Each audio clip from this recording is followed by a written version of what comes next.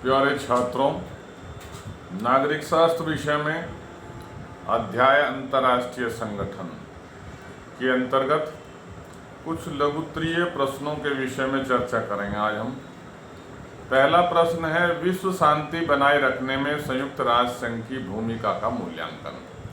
यानी विश्व में शांति बनाए रखने में संयुक्त राष्ट्र संघ ने क्या भूमिका निभाई, इस विषय में चर्चा करेंगे। विश्व शांति बनाए रखने में संयुक्त राष्ट्र संघ की भूमिका निभाने के संबंध में हम निम्नलिखित बिंदुओं के अंतर्गत इसको बता सकते हैं। पहला है भाई, कोरिया युद्ध को रोकना। क्या बताया मैंने? कोरिया युद्ध को रोकना। सन 1950 में उत्तरी कोरिया ने दक्षिणी कोरिया पर हमला किया।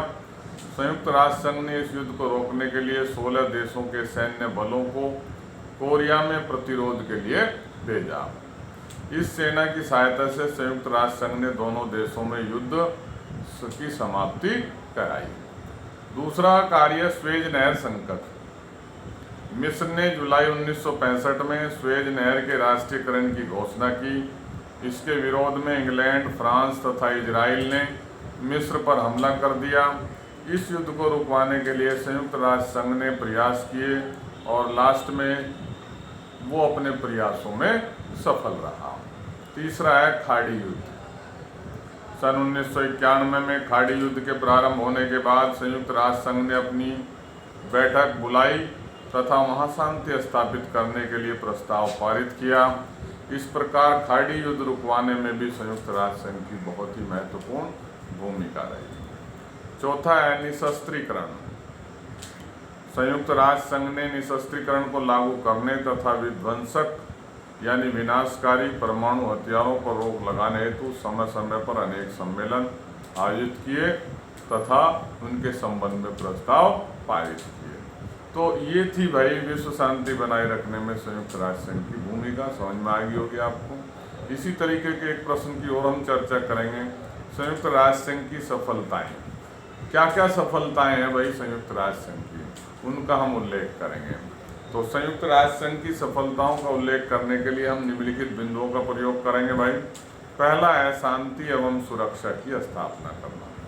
संयुक्त राष्ट्र संघ ने अनेक अंतर्राष्ट्रीय विवादों, मतभेदों व तनावों को अनेक बार युद्ध में परिणत होने से बचाया। जो अंतर्राष्ट्रीय विवाद थे या विभिन्न देशों के बीच जो मतभेद थे या तनाव थे जिनकी वजह से युद्ध की स्थिति बनी हुई थी, उनको समाप्त करा। दूसरा, आतंकवाद का विरोध। संयुक्त राष्ट्र महासभा ने 24 दिसंबर 1994 को सब प्रकार के आतंकवाद के विरुद्ध एक प्रस्ताव पारित कर विश्व समुदाय से आतंकवाद की चुनौती को मिलाकर सामना करने का आग्रह किया। निशस्त्रीकरण। संयुक्त राष्ट्र संघ ने निशस्त्रीकरण के लिए अनेक प्रयास किए हैं और आज भी वो लगातार कर रहा है। चौथा, साम्राज्यवाद और उपनिवेशवाद का विरोध। संयुक्त राष्ट्र संघ ने साम्राज्यवाद और उपनिवेशवाद को समाप्त करने में बहुत ही महत्वपूर्ण भूमिका निभाई है। इसके नेक्स्ट है भाई पांचवा, अंतर्राष्ट्रीय भावना का विकास। संयुक्त राष्ट्र संघ निरंतर अंतर्राष्ट्रीय सहयोग, सद्भावना और सह अस्तित्व की भावना का विकास कर रहा है। तो इस तरीके से संयुक्त राष्ट्र संघ को हम सफलताओं के निम्नलिखित बिंदुओं के अंतर्गत इसकी चर्चा कर सकते हैं। अब हम देखेंगे कि हमें अंतर्राष्ट्रीय संगठन की आवश्यकता क्यों है भाई, क्यों आवश्यक है हमारे लिए अंतर्राष्ट्रीय संगठन। तो इसके लिए हम जो है निम्नलिखित बिंदुओं पर चर्चा करेंगे। पहला है, अंतर्राष्ट्रीय समस्याओं के शांतिपूर्ण समाधान के लिए अंतर्राष्ट्रीय संगठन आवश्यक है।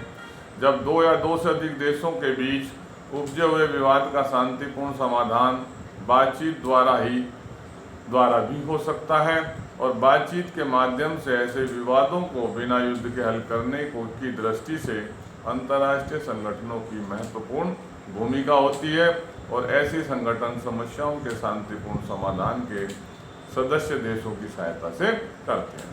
दूसरा, चुनौतीपूर्ण समस्याओं के समाधान में विभिन्न देशों को मिलकर कार्य करने में सहायता करना। जो भी अंतर्राष्ट्रीय संगठन है ऐसी चुनौतीपूर्ण समस्याओं के समाधान के लिए आवश्यक होते हैं जिनसे निपटने के लिए विभिन्न देशों को मिलकर सहयोग करना आवश्यक होता है। तीसरा बिंदु है भाई सहयोग करने के उपाय एवं सूचनाएं जुटाने में सहायता करना।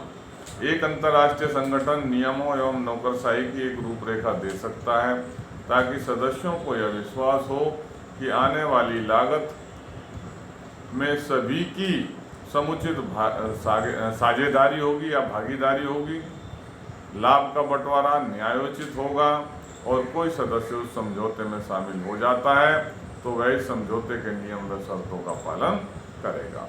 तो ये निम्नलिखित बिंदु थे जिनके आधार पर हम कह सकते हैं कि अंतर्राष्ट्रीय संगठन की आवश्यकता होती है। तो ये कुछ प्रश्न थे, कल हम इससे आगे के कुछ प्रश्नों की चर्चा करेंगे। इनकी जो फोटो है मैंने आपको जो है पहले भेज चुका हूँ। मैं ये सभी छात्र आज इन फोटोओं जो आपको प्रश्न भेजे गए हैं इनका भली भांति अध्ययन दोबारा से करेंगे। जो वीडियो मैंने आपको भेजी है इसको कई बार सुनेंगे। ये बहुत ही महत्वपूर्ण सवाल है और जो है ये बोर्ड परीक्षा में तकरीबन हर साल ही इनमें से एक दो प्रश्न आता रहता है। लघु उत्तरीय प्रश्न के सवाल हैं, 5 या 6 नंबर में प्रश्न आते हैं।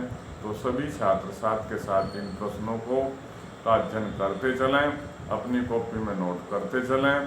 जिन छात्रों ने अभी तक भी गृह कार्य पूर्ण नहीं किया है वो यथाशीघ्र जो भी कार्य आपको भेजा जा रहा है उसको साथ के साथ करते चलें और इसको जो है चेक भी कराते चलें साथ के साथ। धन्यवाद।